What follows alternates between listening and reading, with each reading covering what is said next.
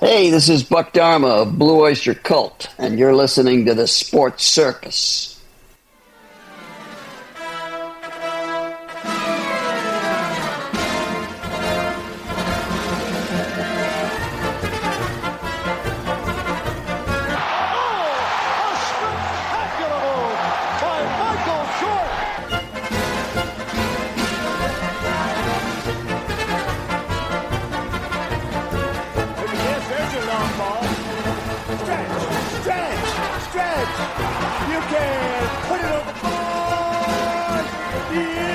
Welcome to the Sports Circus. I'm your ringmaster, Sal, live from Las Vegas in the AMP TV studio, AAMP Television. Today's show is brought to you by UppercutChops.com. Check out their tasty selection of all-natural, dry-aged USDA prime Wagyu steaks and chops. Wait till you taste their best-in-class New York steaks, the filet mignon, and of course the king of all, those gigantic cowboy cut and tomahawk cut ribeyes. Best I've ever had, probably be the best you ever have as well. Check them out at UppercutChops.com. That's UppercutChops.com. Or give them a call, find out what's for dinner. 714-948-0100. 714-948-0100. Again, 714-948-0100 for UppercutChops.com. Yes! All right, a big welcome in everybody listening in on our CBS, NBC, and Fox Sports affiliates from coast to coast. All our independents across the country. Everybody also watching on Pick Your Favorite Cable Provider in select markets, Hotel TV in all Nielsen-rated markets, as well as our friends on Chicago Food Favorites. Folks, make sure you check that out. Chicago Food Favorites on Facebook. And, right from the top here, we're going to bring in some guy that thinks he knows it all. No, he's a good guy. And he likes to talk a little bit about sports, and he tries to tell me, well, you're always ripping on Pete Rose and all this other crap. So we brought in Jerry from Northern Kentucky to participate with us on today's show. Jerry, welcome to the show. This is a surprise. It's a surprise because this is what we do. We bring listeners on, and you're a loyal listener. You've been listening every day to the show, and I think that's wonderful. Some things you like, some things you really dislike.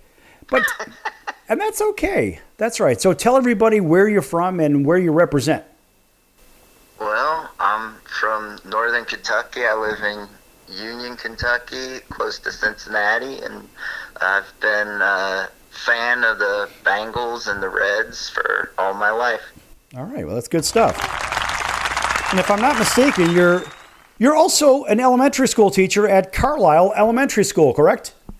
Yes, John G. Carlisle in Covington. All right, John G. Carlisle. All right. And those are the Cubs, unfortunately, as I seem to recall. That's what their mascot is it not? Yes, it is. Why is it the Cubs?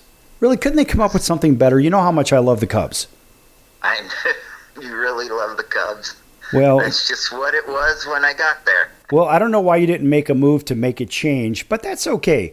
All right, so you're a Reds guy, you're a Bengals guy, and are you also a fan of the Y'alls?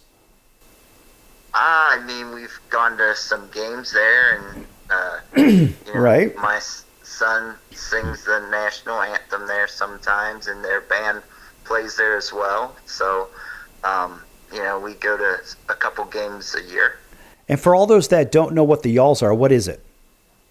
It's a minor league team that's in Florence, Kentucky.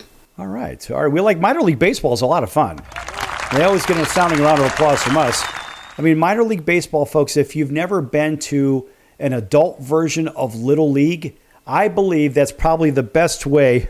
I don't know. Maybe the best way to say it, but no, really. I mean, these guys are really working hard. But Little League games, when I say it about like that, I'm talking about the actual fun in the game. You can actually have fun at the Little League games in the same way you can have fun at A-ball, AA, AAA, rookie league games. They're a very different brand than going to the big ballpark where it's big corporate setting, isn't it?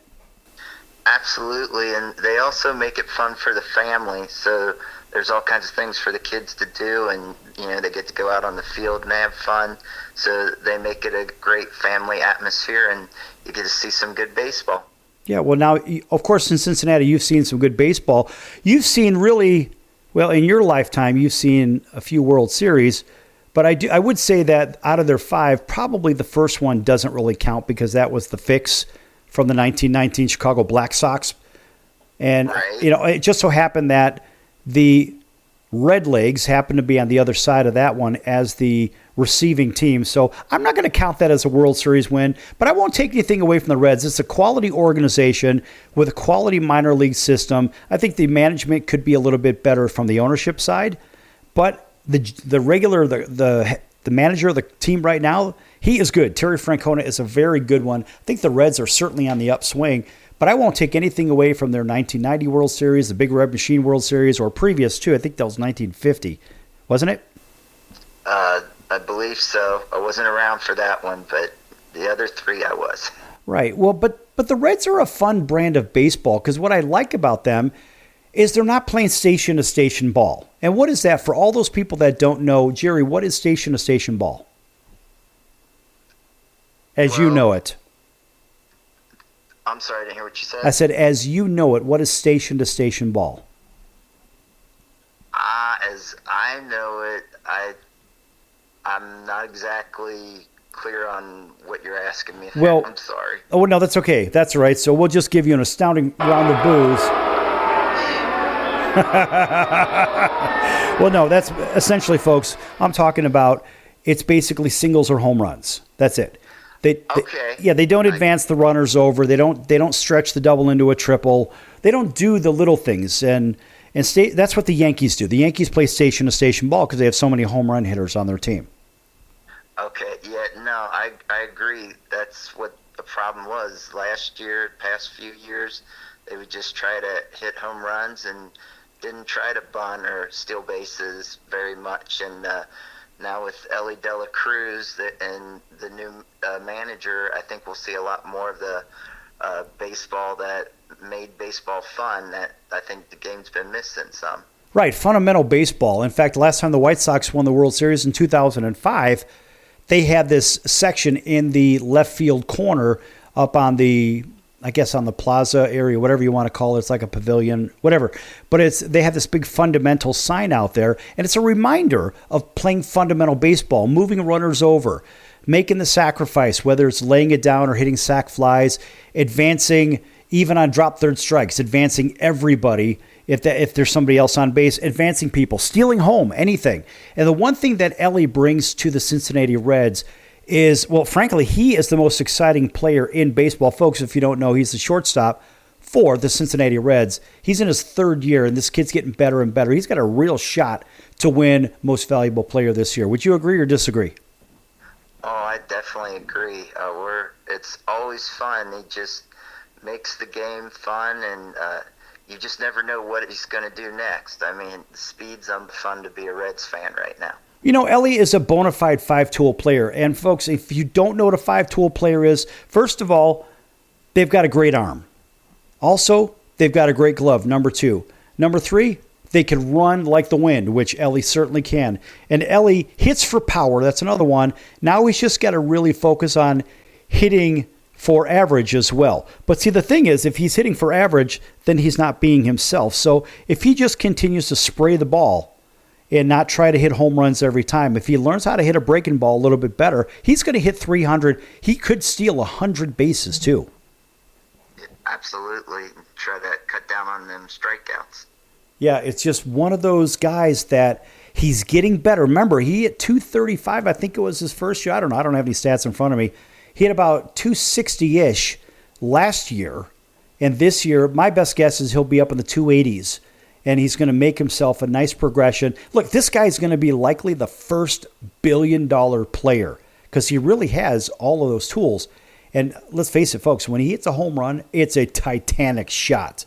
I mean, this guy, when he hits it, that's what it is.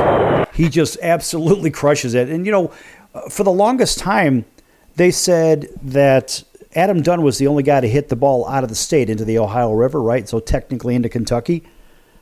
Right? Well, guess what? I believe that Ellie can hit the ball really across the river. He's just one of those guys that, man, he just connects. Really connects. He sure does. But what about the rest of the club? Now, look, you've got some solid pitching there. You've got some other guys that can hit and steal. I like your center fielder. He's a good one. And why are we talking about this? Because we can. That's what we do, in case you're wondering. I mean, look, we'll preview different clubs in different places. But I like the makeup of the Reds in a lot of ways. I'm a little concerned about the bullpen. I know they got a little bit of help. But I'm a little concerned about the pen. The starting pitching, I think, is better than what people think. What do you know about the starting pitching right now? Well, I think they are much better off this year with starting pitching. Martinez has been looking really good in spring training. They just sent their recent draft pick down, Burns. Today he had a great outing, and so that's promising for somebody to be down there that could come up if there's injuries. Chase Petty had a great outing a couple days ago. Hunter Green, again, hopefully he's going to be leading the team. We've got Nick Lodolo, if he can stay healthy. He could even be the ace for the staff. And then there's... Don't forget Ashcroft. I'm sorry? Don't forget Ashcroft. Right, and they're hoping he'll bounce back. He had kind of a rough outing, but it's early, so he's hopefully will be reliable as well. But the thing that I'm looking forward to is I want to see these pitchers pitching more than 5 or 6 innings, because that's one of the problems the bullpens had in past years is the starters weren't allowed to go very far, and then you wear your bullpen out in the first couple months of the season, and then they fall apart at the end. All right, folks, hold that thought. We're going to be back here in just a few minutes on the Circus. Don't go anywhere. Lots more to come here with loyal listener Jerry from Kentucky.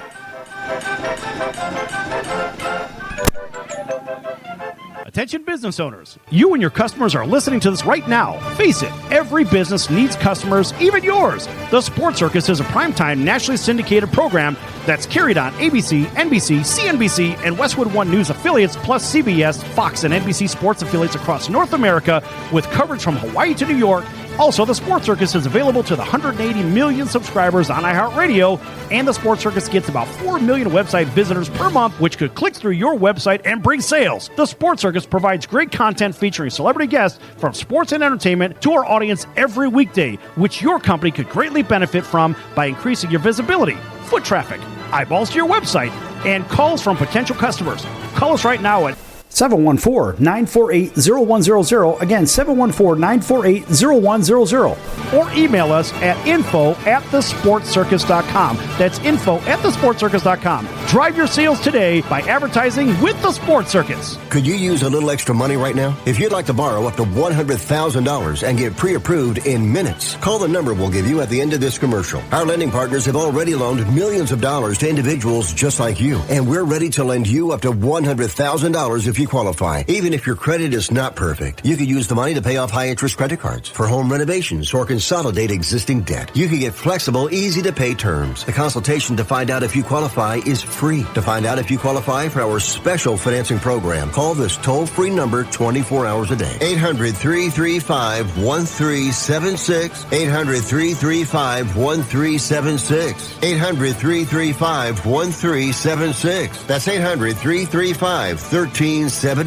Important terms and conditions apply. Not all applicants will qualify. Loan amount, annual percentage rate, and term will vary depending on creditworthiness. Applying does not guarantee approval. Account approval is subject to verification and confirmation of your credit history and acceptance by a lender. If you choose to apply for a loan through us, a consumer report will be obtained to evaluate your creditworthiness in connection with your application for credit.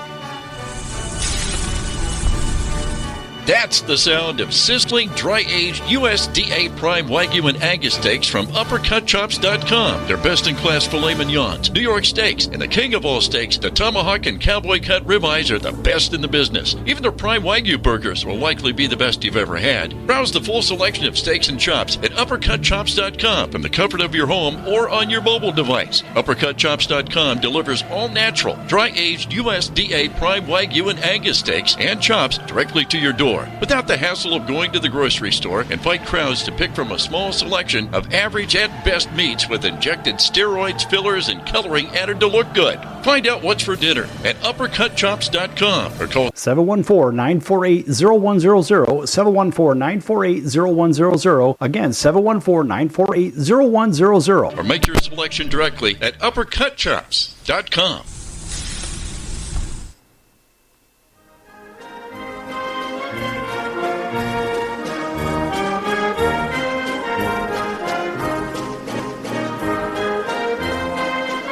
Welcome back to the Sports Circus. I'm Roy Firestone. Now it's time to throw it back to Sal.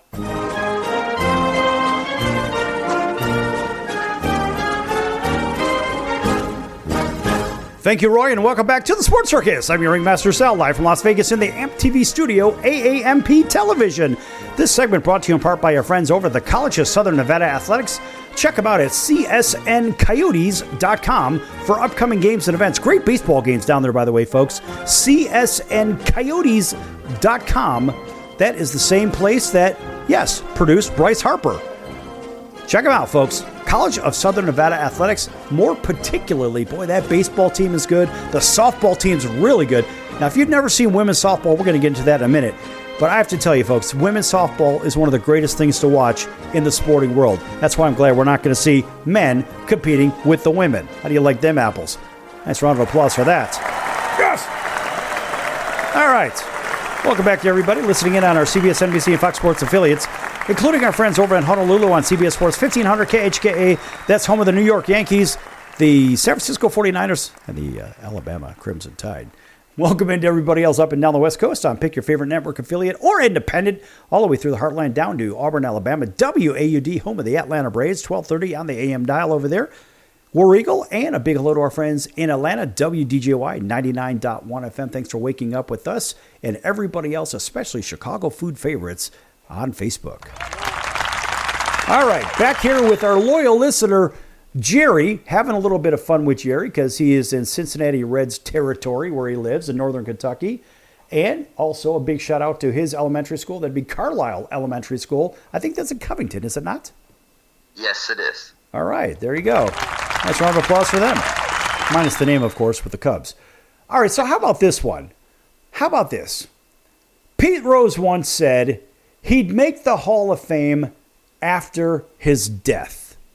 Will he be right? And a chorus of boos has to come with it because our leader has said that he will issue Pete a complete pardon. But a complete pardon has no jurisdiction for Major League Baseball. What do you think about that, Reds fan?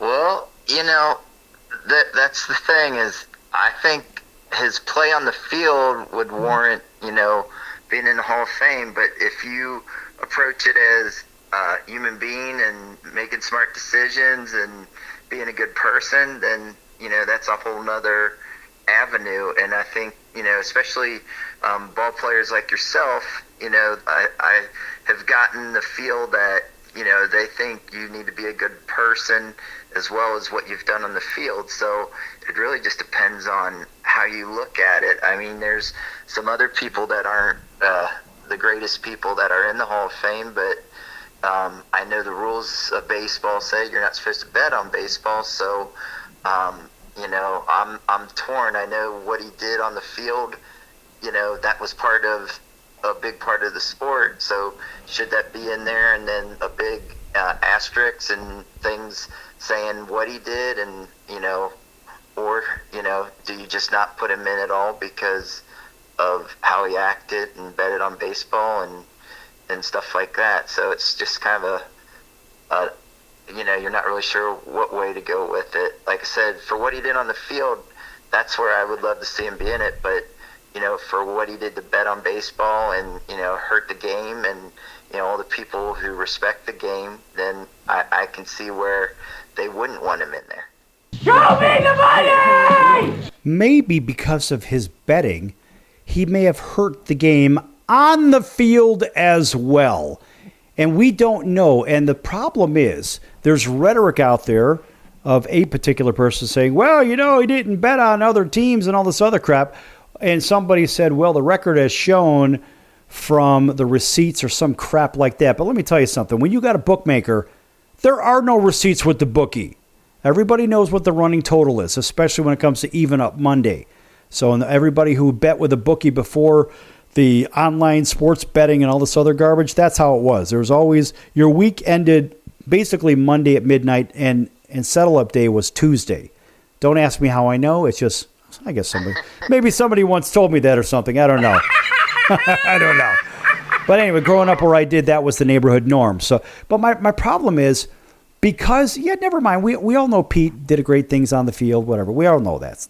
And look, I've got a Pete Rose rookie card. Sure I do. I probably have about 20, 25 Pete Rose baseball cards, period.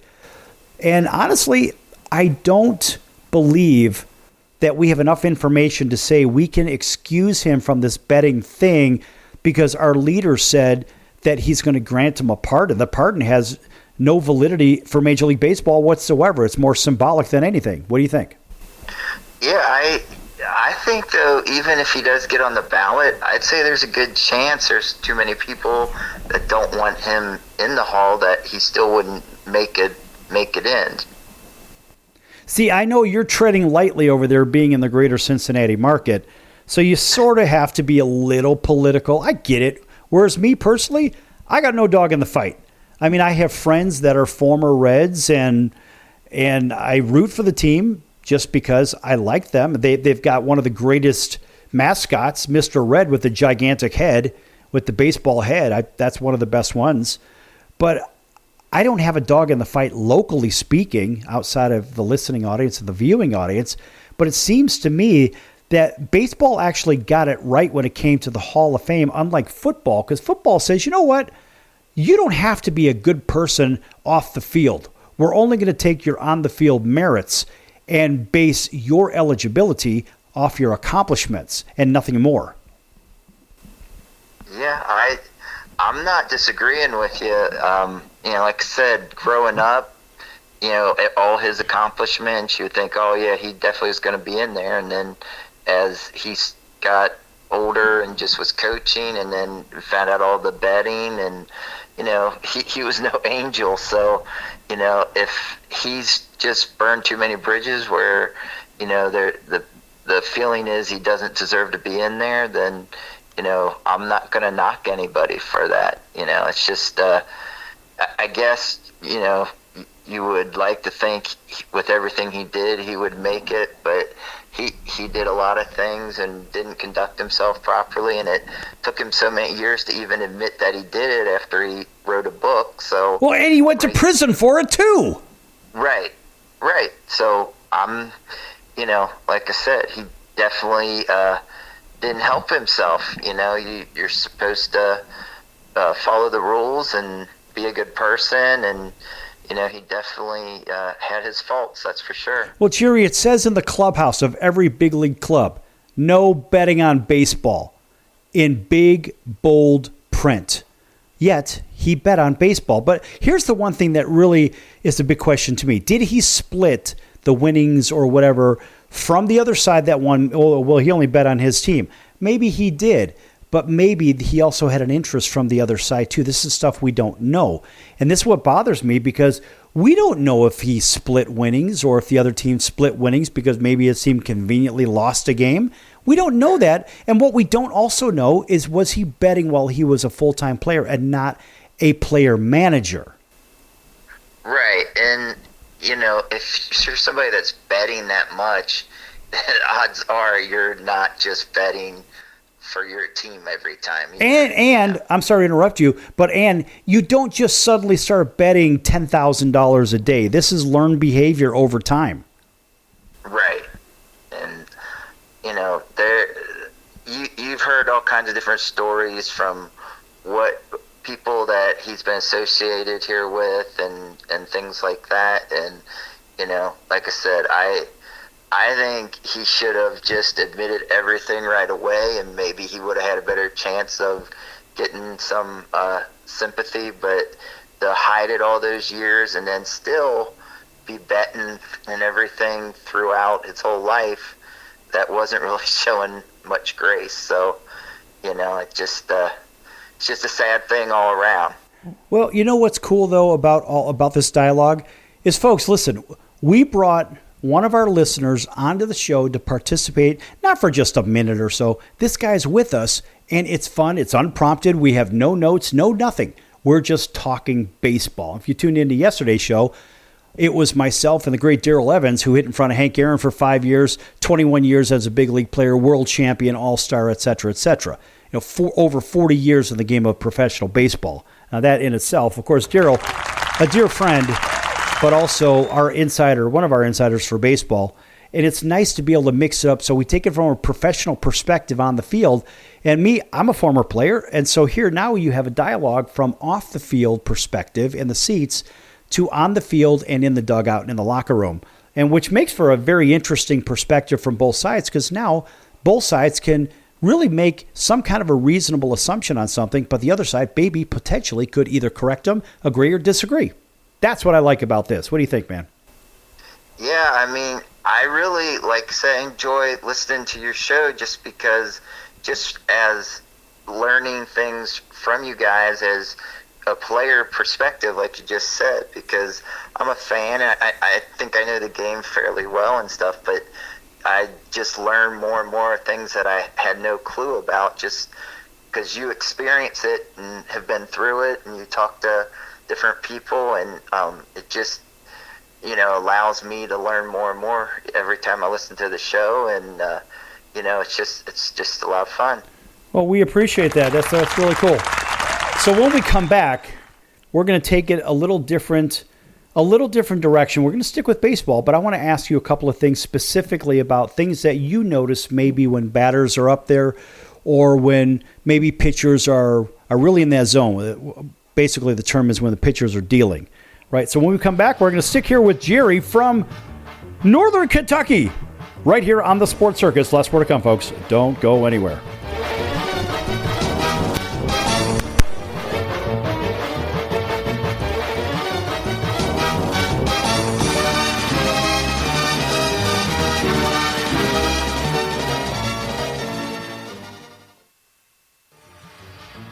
I'm your ringmaster Sal of the Sports Circus, a primetime, nationally syndicated television, radio, sports, and entertainment show. The Sports Circus covers topics others are too scared to talk about. There's no other primetime show like it on here that'll punch you in the face and you'll beg for more. Join me, Hall of Famers, world champions, and all-star celebrity guests for chaos and controversy here on Libsyn and all podcast platforms, plus thesportscircus.com. Remember, folks, it's a circus and we prove it every day. Hello, Americans. It's Uncle Sam here. If you owe $10,000 or more in back taxes to the IRS or state, don't worry. I've got important news that may help you negotiate a lower tax bill. In today's economy, the IRS has released a variety of new rules and is offering more flexible terms to help Americans looking to settle their IRS debt. If you apply today, we may be able to lift your wage garnishments and release a freeze on your bank assets or business. Our team of tax professionals can resolve your case and stop collection actions against you. Even if you've been audited or haven't filed a return in years, they can help. Call right now and find out if you qualify to settle your IRS debt for far less than what you owe. Pick up your phone right now and call us for a free $500 IRS tax review. Don't wait. Here's the number. Call right now. 800-950-2049. 800-950-2049. 800-950-2049. For the last time. That's 800-950-2049. Do a search on how to get out of credit card debt, and you'll find everything from crazy promises to ways you can try to do it yourself. Many of those ideas just don't work, and they leave you broker than you were. Here's some advice. Call our debt helpline. In a quick and free 5-minute conversation, our experts will listen to you and learn about how much credit card debt you have, what your goals are, and then show you the right solution to help you get out of credit card debt with one new simple, affordable payment.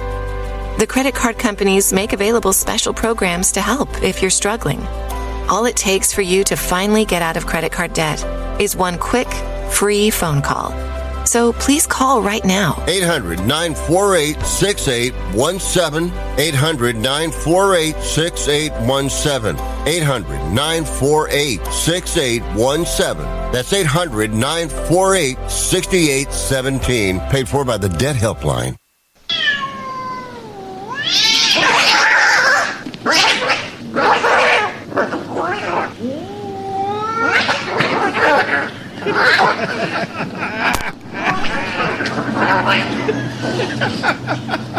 That's ridiculous.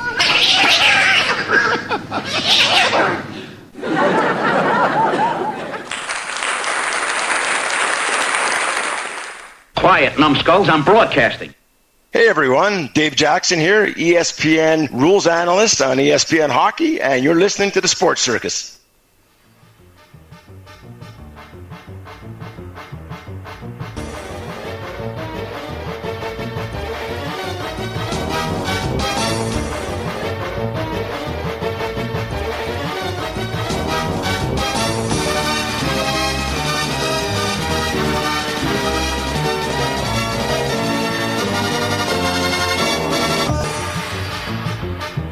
Welcome back to the Sports Circus. I'm your ringmaster Sal, live from Las Vegas in the AMP TV studio, AAMP Television.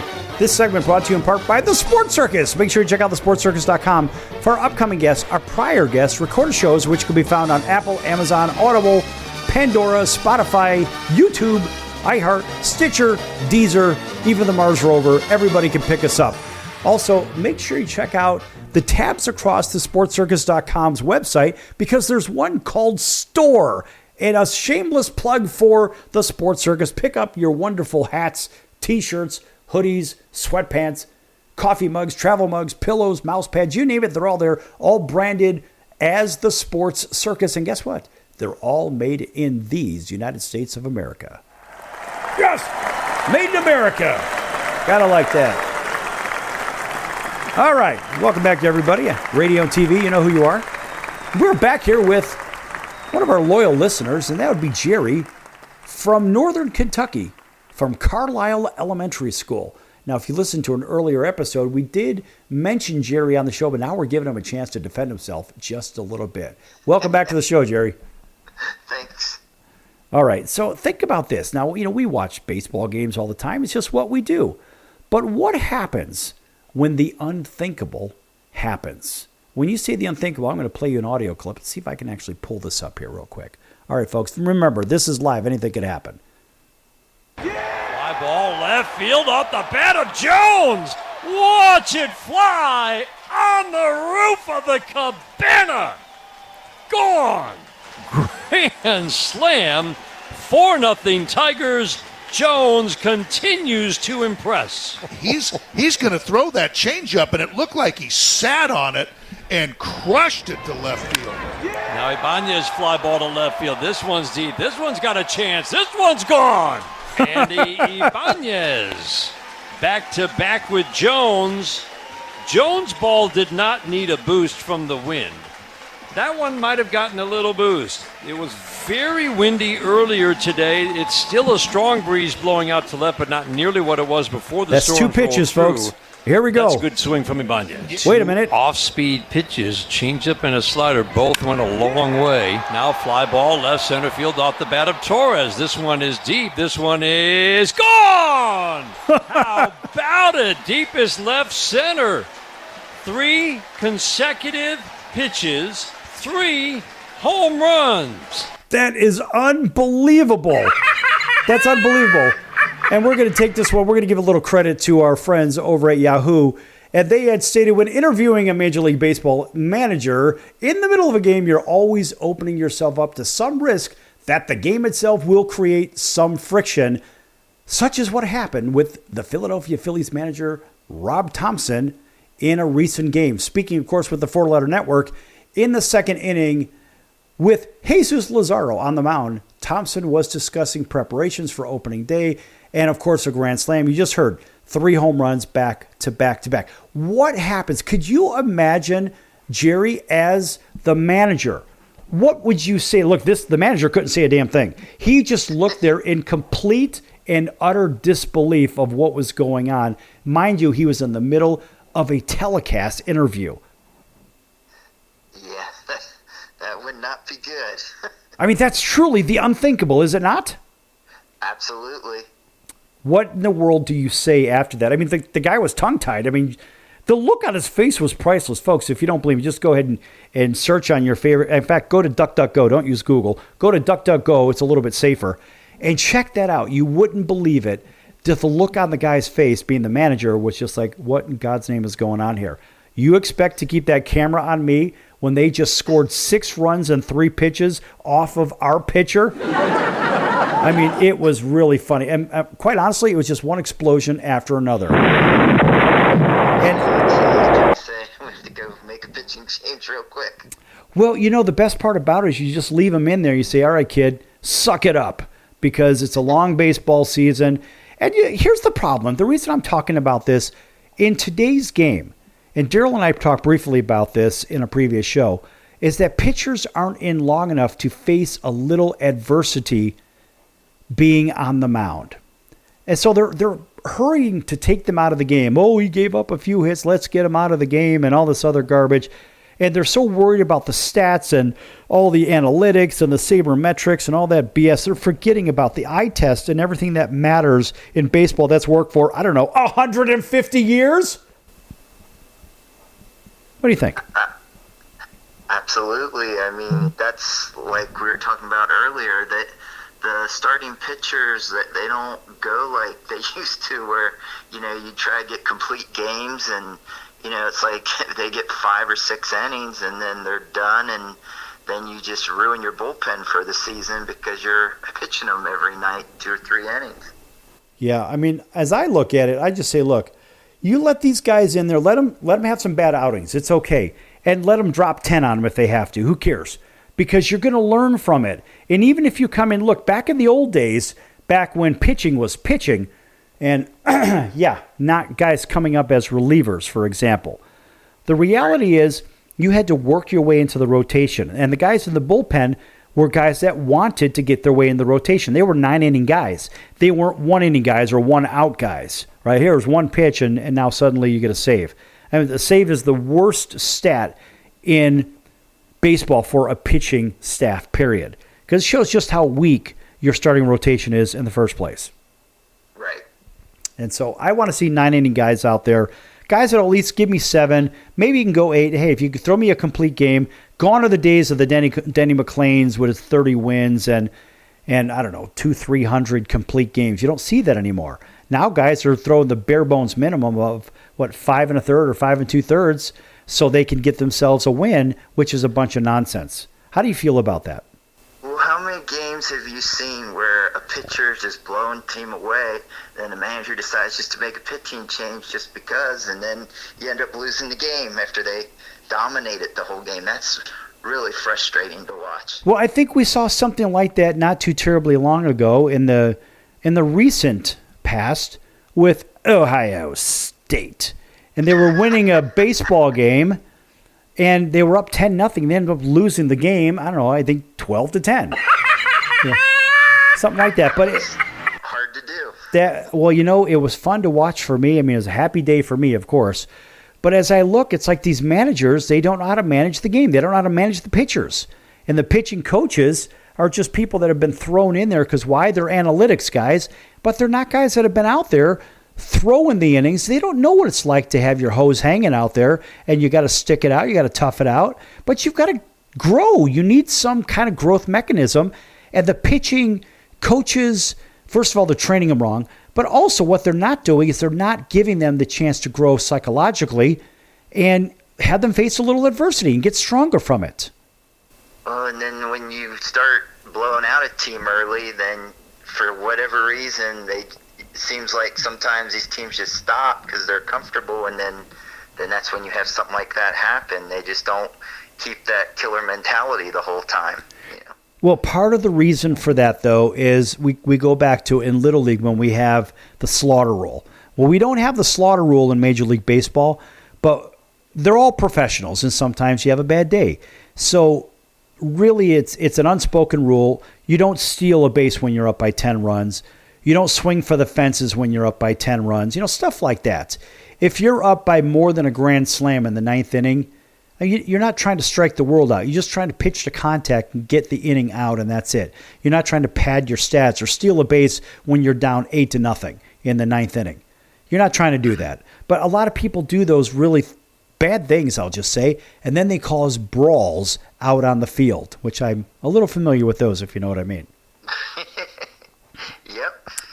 Well, yeah, you were looking at some, I guess you and I were talking about that at some point in the past about starting a brawl because of a third base coach, in my opinion, didn't really look the part, if you will. But this is what happens when there's a blowout, and the home team was down by 7 runs in that game. And so here you're late in the game, and anything can happen when there's a big margin late in the game because the home team saying, we're already down by 7. We just want to get this one over and get on to tomorrow. And that's when some bad things happen on the field. And so if you're basically breaking the unwritten rules of baseball, brawls do happen. And when we come back from break in about, we're going to go to break in about a minute, but when we come back from break, I want to talk about why brawls actually happen on the field. What causes base brawls to break out? Now, I'm sure, Jerry, you've seen some of those yourself, and you probably scratch your head like, how come that guy just rushed the mound? Yeah. Okay. It definitely is something that, you're like, why did they do that? And then there's a good reason, apparently, when you find out from other people who know. Buddy, there's always a good reason for a fight to happen on baseball, whether you want it to happen or not. And I could probably name 7 or 8 reasons why they actually do happen. And sometimes they happen because some violence was essentially, or some chaos was being incited from off the field. And it's something I know a little bit about myself, if you know what I mean. Yeah, but that's all right. Well, give me a round of applause. We're going to be back here with Jerry from Northern Kentucky right here on the Sports Circus. Lots more to come, folks. You don't want to miss this one. Back in a few.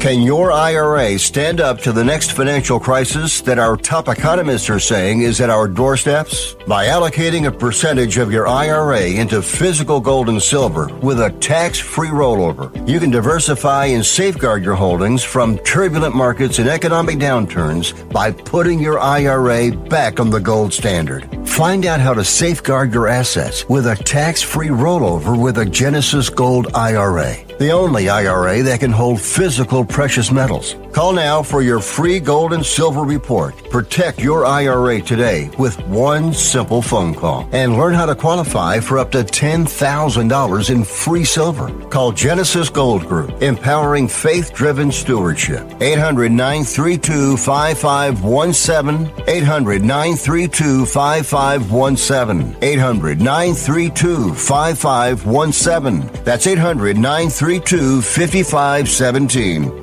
If you served in the Marine Corps, by now you know about the contaminated water problem at Camp Lejeune. If you were stationed or worked at Camp Lejeune from 1953 to 1987, you probably have a lot of questions. We have some answers. You could be entitled to compensation.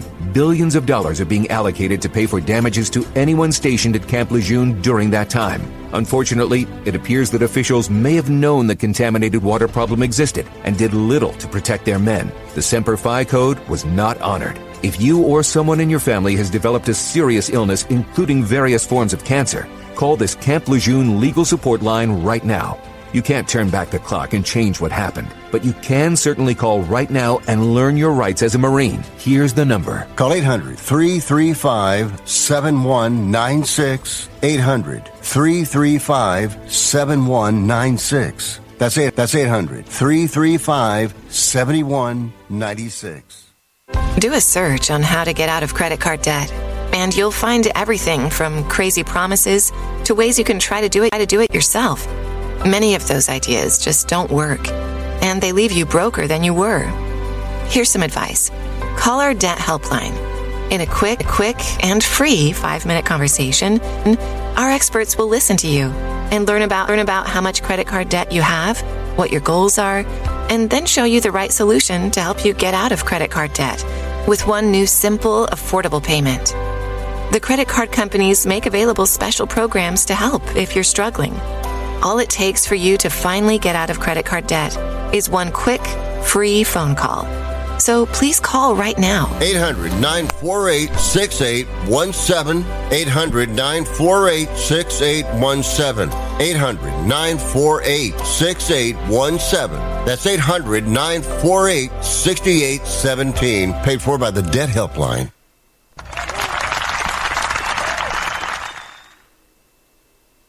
Hey everybody, this is Brian Urlacher. Welcome back to the Sports Circus.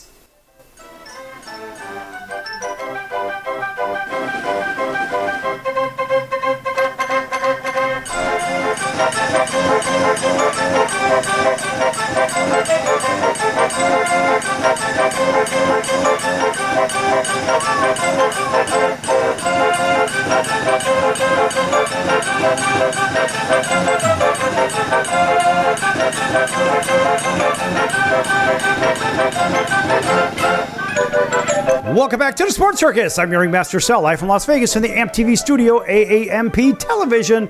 Folks, again, make sure you check out thesportscircus.com for upcoming guests or prior guests, recorded shows, which can be found on all those platforms posted there. Pick your favorite streaming platform. Also, make sure you check out the partners page. Lots of great partners over there. And one of those is Al's #1 Italian Beef, 1079 West Taylor Street in Chicago's Little Italy. 1079 West Taylor Street in Chicago's Little Italy. That's for Al's #1 Italian Beef. Don't confuse it with that blasted Philly cheesesteak, nasty, horrific sandwich. This is the Italian beef from Chicago. And if you don't know what that is, go to alsbeef.com and you can read about it. They are the creators of this illustrious sandwich. I'm not even going to call it a sandwich. I'm going to call it a sandwich. Anyway, it is so good. It's incredible. Seriously, folks, go read about it. alsbeef.com. They're the creators of it. They've been around since 1938, and they're still doing it today. All right. Welcome back to everybody again. TV, radio, you know who you are. Everybody on Chicago Food Favorites. That little bit on Al's Beef, Al's #1 Italian Beef, is for you. Check it out. Chicago Food Favorites, folks, if you don't know, on Facebook. Chicago Food Favorites. All right, so in the last segment, Jerry from Kentucky and I were talking a little bit about brawls. And I said, Jerry, what do you think could start a brawl on a baseball field? Turns into base brawl. Well, I mean, somebody feeling like they were showing up, or if another team hit somebody the inning before, then they're going to retaliate or something like that. What do you think about bat flips?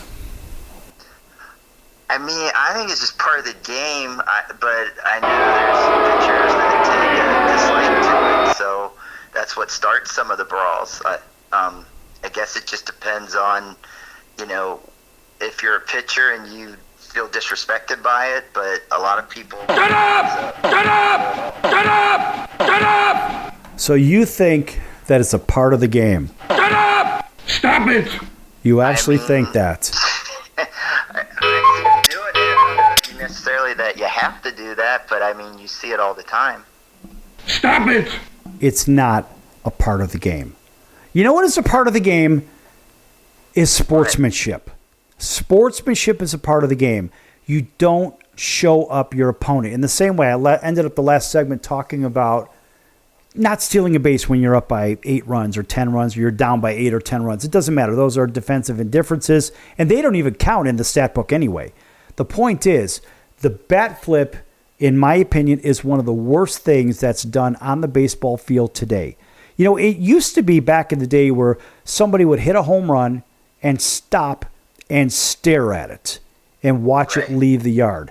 And that was grounds to get drilled in your next at bat, or the next batter to get drilled. This is common practice, folks.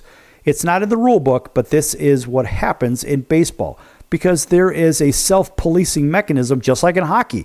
You hit one of the, if your big guy hits one of the skill guys, then the goon from the guy's team, the skill guy's team, is going to come in and fight your guy that drilled him. And that's usually what happens. Well, in baseball, we have similar rules, and especially with that bat flip nonsense. That has to be the worst thing that I have seen in the game, and it will continue to get boos and boos from me. It's not a part of the game. All it does is say, look at me, look at me, look at me. All I'm trying to do is create an individual. Remember the old no I in team thing. So that's what bat flipping actually does.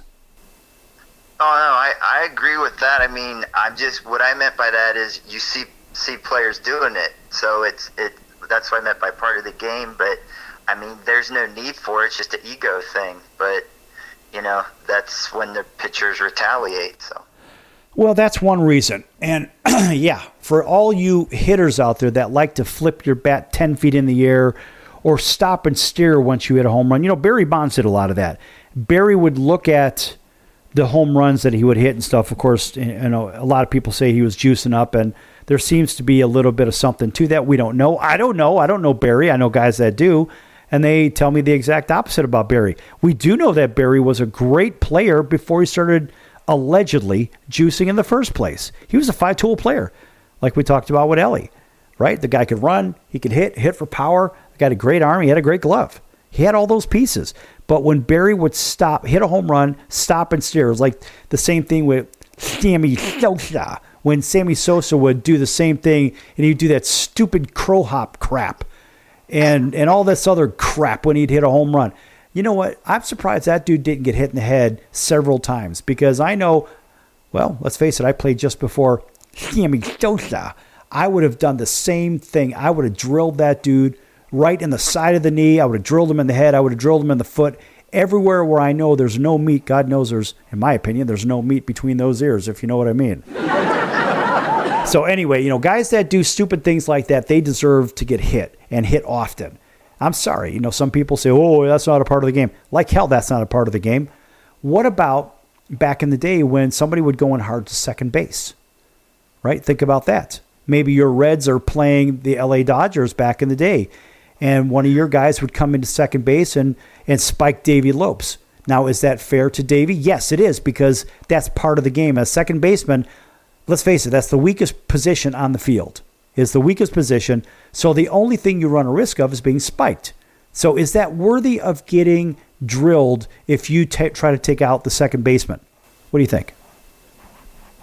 I mean, years ago, they would go right after him. That was, like you said, part of the game. And, I guess if somebody deliberately was trying to hurt somebody, then they would retaliate. But, they played hard, and, it was just totally different than it is now.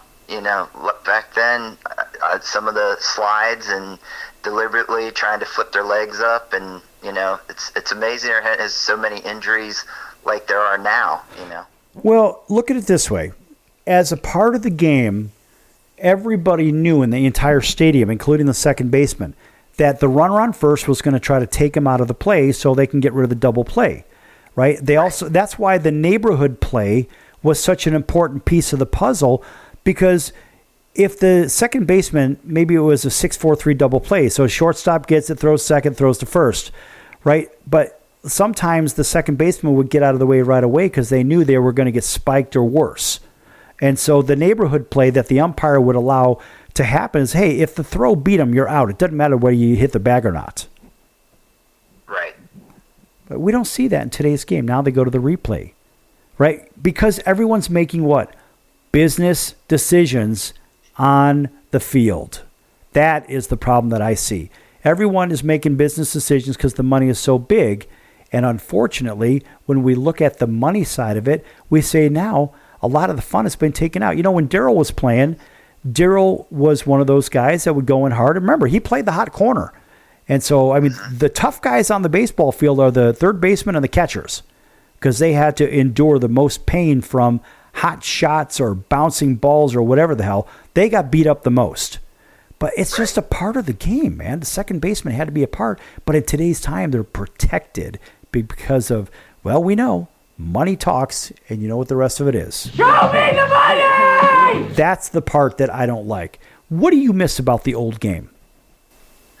I don't care for the DH. I'd like to see a lot more bunting. Different things that, it just seems like they took away from strategy. You would see a lot more strategy involved when the pitchers were hitting, and, things like that would make it that much more exciting. I mean, I know you want the odds, they'd want to see more home runs and stuff, and you have the DH, but I always liked, especially in the National League, when okay, your pitcher's gonna hit, and now you had to strategize how you were gonna handle that, and so I miss that part of the game. Well, and that's part of the fundamental part of the game too. So unfortunately, they're missing that aspect where you're not moving runners over. You're not doing the little things to produce runs. And when you take the better teams in Major League Baseball today, and when I'm talking better teams, I'm talking about teams that play that way. And the one team that comes to mind for me are the Arizona Diamondbacks, because they play good fundamental baseball. And they win a lot of games because they do the little things, just like you're supposed to, as they were taught when they were kids. The game isn't any different.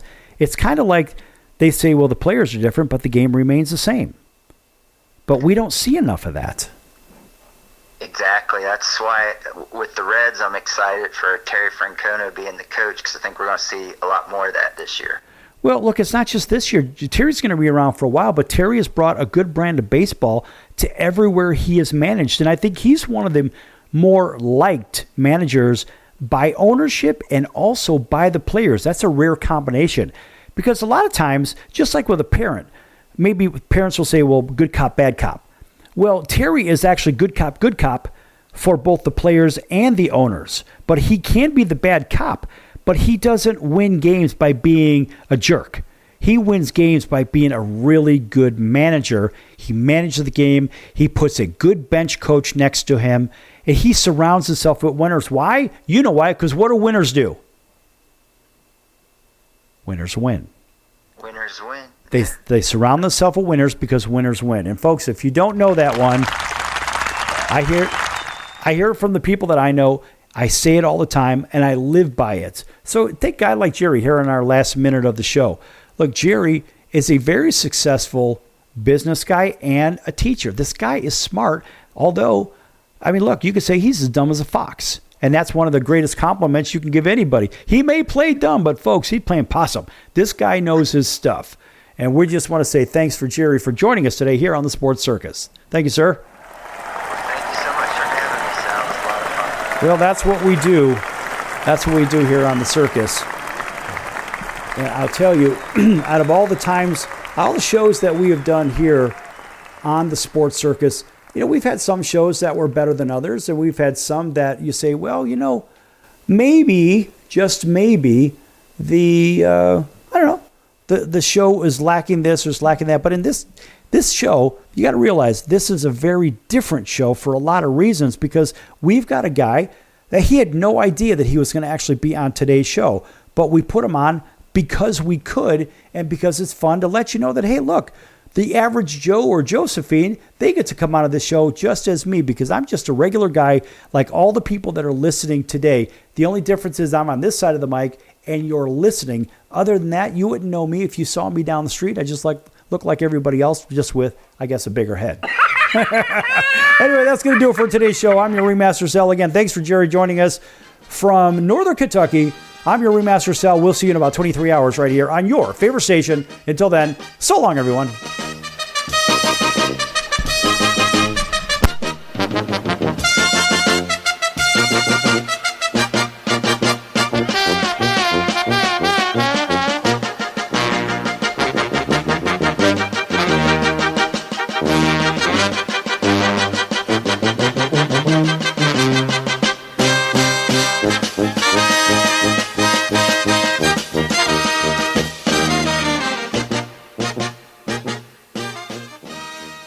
Can your IRA stand up to the next financial crisis that our top economists are saying is at our doorsteps? By allocating a percentage of your IRA into physical gold and silver with a tax-free rollover, you can diversify and safeguard your holdings from turbulent markets and economic downturns by putting your IRA back on the gold standard. Find out how to safeguard your assets with a tax-free rollover with a Genesis Gold IRA, the only IRA that can hold physical precious metals. Call now for your free gold and silver report. Protect your IRA today with one simple phone call and learn how to qualify for up to $10,000 in free silver. Call Genesis Gold Group, empowering faith-driven stewardship. 800-932-5517. 800-932-5517. 800-932-5517. That's 800-932-5517.